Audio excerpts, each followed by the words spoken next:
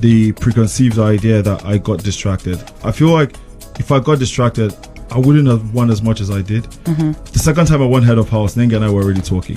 I won the car, which was just like barely 2 weeks ago. I won the Flutter Wave task for 500,000 and an endorsement deal for a campaign. I won a whole lot there, you know. So if I'm someone that got distracted or got sidelined, I wouldn't win. Hi guys, welcome back to my channel. If this is your first time here, you came at the right time. This is a good time to subscribe. If you're a regular viewer, thank you so much for always coming back to watch my videos. Guys also had his interviews, his media rounds, as they call it in the media world, himself and Tricky T. I've seen some couple of interviews, the one on Africa Magic website and also the one on Beat FM, but I'm going to say some of the things that I know that people are dying to find out. And the first one I want to establish is him and Nengi. You know, people are like, what's up with you? Why did you go all out for Nengi like that? What attracted you to Nengi? So he kept explaining the same thing he said on stage, but then he explained further about why he decided to choose her and then why he was persistent even though she had a relationship outside. So the reason why he chose her, according to him, is that she's a strong woman, she's smart, she's intelligent, and of course she's attractive. Then now went ahead to say that the day that he noticed that he had started falling for her was on his birthday, when he had said things about every other housemate, and then later Nengi came and met him that, oh, so the only thing he could say about me was that I'm a strong woman. You know, he said that was the point where he knew that he had started liking her. Then concerning him always persisting that, oh, I like you, I want to date you, I want to be in a relationship with you, being fully aware that there's a situationship outside Nengi's boyfriend and all the situation that was surrounding her, he said the reason why he decided to keep coming is because Nengi told him at some point that, okay, her relationship outside is actually 50-50. So there's a possibility that she may go back, but there's another possibility that he may not work with her ex. So because of that, he decided to just keep expressing the love. And according to him, he grew up around 3 loving sisters, and his family, like his family, they all grew up with care, love, and you know, that's what he knows. That's the only way he knows how to live. Now he came to this house. Yes, it is not a love show, but then it is a reality show, and he was living out his reality. He came to the house. He didn't plan that he was going to fall in love. He didn't plan that he was even going to go into a relationship or anything, but his parents just told him, keep an open mind as you are going, and that was what he did. And along the line, he fell in love, and that is what matters. And the person he fell in love with is Nengi, and according to him, he's rooting for Nengi. He wants Nengi to win. Despite everything he's saying, all the Lekon balls and everything, he said when he saw the votes, that Lekon shout dusted him, that for him to even, you know, be in that house, he needed to, you know, cross where Lekon crossed. But then he's out here and he's rooting for Nengi to win. Then the other question that I know that a lot of people will want to hear is him and Kid, the beef that they had. And I'm going to be where a lot of people noticed that also every other time that he had the opportunity to nominate, he always nominated Kid. So they asked him why he did that. Is it because of Nengi? He feels like Kid was just always around Nengi, flirting around Nengi. Was that why he was always nominating Kid?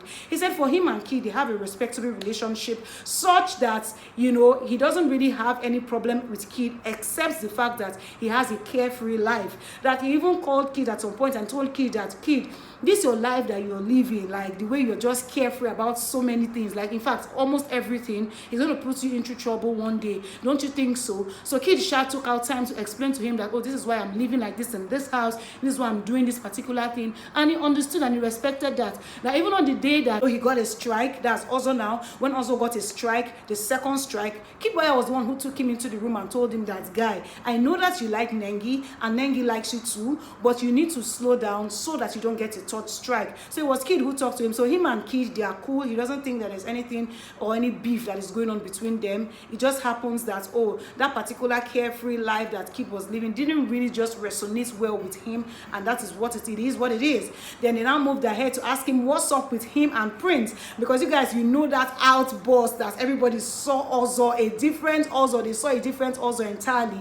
So they were asking him that did he have anything to do with Nengi, seeing that Nengi and Prince were close. So he now said that he's not going to say that he had anything to do with Nengi, that he's going to explain the depth of what happened, because it's like people didn't really see it or understand where he was coming from. Now, first of all, he's not going to agree to the fact that he's out of his character, because for him, he feels like, oh yes, he's quiet, but then again, you get to a point in your life where people will say something or get to your under your skin, and then you just cannot hold it, and you just blow up like that. And that was the situation for him and Prince.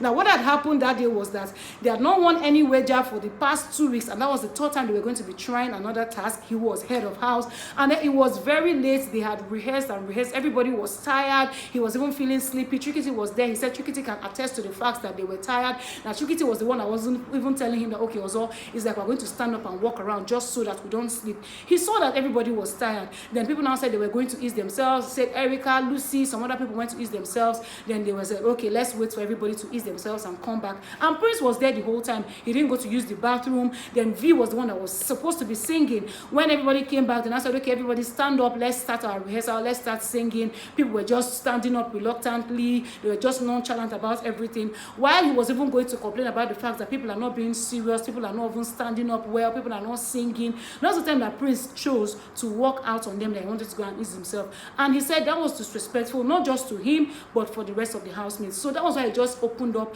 and just, blew up like that. It really doesn't have anything to do with Nengi. So guys, do you agree with this? From the depth of his analysis, and also from the story now that he has explained well, I can see that it is quite painful to do something like that. But at the end of the day, everybody get out and they behave. After all, we also saw when Prince was very upset with Lucy, the outburst was mad.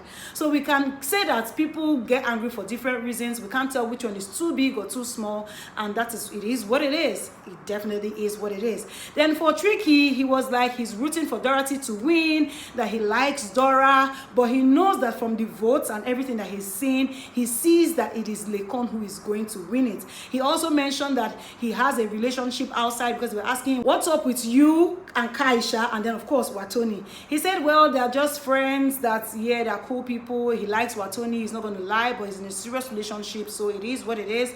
He was not going to do anything extra, and that is what's up. So they asked him how he felt about him being nominated like 4 times back to back, how he made him feel, and he said that every time he sees himself outside in a car going home, but then he sees himself again inside the house, that sometimes he feels like, oh man, I'm dead, but then again when he realizes that he's in the house, it makes him feel really happy.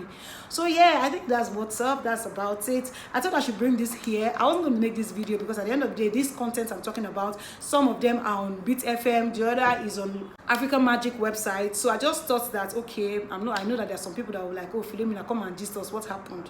So yeah, that's why I thought I should bring this video. I hope you enjoyed it. I hope you liked this video. If you did, please give it a thumbs up. If you're yet to subscribe to my channel, I'd like for you to do so. And until next time, I'm going to see you on my next one. Bye guys.